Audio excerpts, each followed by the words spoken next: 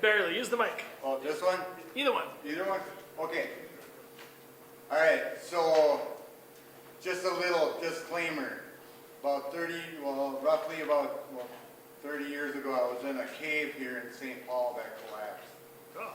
I was tripping on acid with some friends, and one of our friends decided to shoot a gun at the cave, and I jumped on the girl next to me to break the fall, and I woke up in Ramsey Hospital. About 5 weeks later, I had a stroke, broke my back, my lungs collapsed, fucking bad deal. So this is just a little poem about that. I wonder what people see when they look in the stare. As I walk with a limp, they glare as if I were not there. Emotionless expression beams from their face. They must be thinking he looks so normal, it must be a mistake. Now sometimes I have the same questions, mostly on the days when the pain lessens, the days without the brace. It's such a job to be what I'm not, but when I'm not, it's like I got my own cross and I got to walk to the top of a mountain, but you'll never hear me whine. No, I'm never pouting. One day at a time, while these days feel like years, and there's nothing I can do to relieve all these fears. These days feel like spears in my side. So many times I wish I had died and wanted to whine, but all I did was cry. You see how many people wake up to the sequel, no longer equal, behind a fence, peeking through a peephole. The only comfort is found in a fetal position. Now how many people wake up wishing that somehow, just somehow, they could break out of this prison of lost vision? All dreams are gone, does that mean I'm wrong? When I think of what could have been, of what should have been, 6'2" at 15. When I wake from the dream, only 5'11", in between hell and heaven. I wanted to scream, turn 16 asleep, 5 weeks exactly.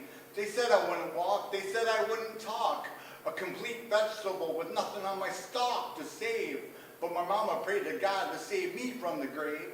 It all seems impossible. With half a brain sustained, half a brain saved, it all seems illogical. I might be weak, but I can speak. Memories of the past remain, the physical pain remains, the emotional pain is a game I still play daily.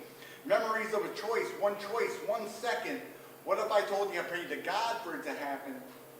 Would you see then why I have passion? Why I felt like God was up there laughing, stabbing, no really breaking a back, robbing a life I will never get back? If I told you the whole story, would you stare and glare like I were not there? Would you understand why I felt like God was not there? Or even if he was, why he does not care? How the outrageous changes made me dangerous. 10 minutes of famousness on the news, headlines on the news, made my views of the world change. How you don't need brains or physical beauty to make an influence. Maybe my story may bring sight to the blind of how I hated God and how now I embrace, drop to my knees and give thanks. How everything he takes, he replaces in different places and faces. Slowly, oh so slowly, the past erases, no longer my focus, no longer my motive. And now I finally notice that if I want to ingest success in this address, I must profess the best, confess with nothing less.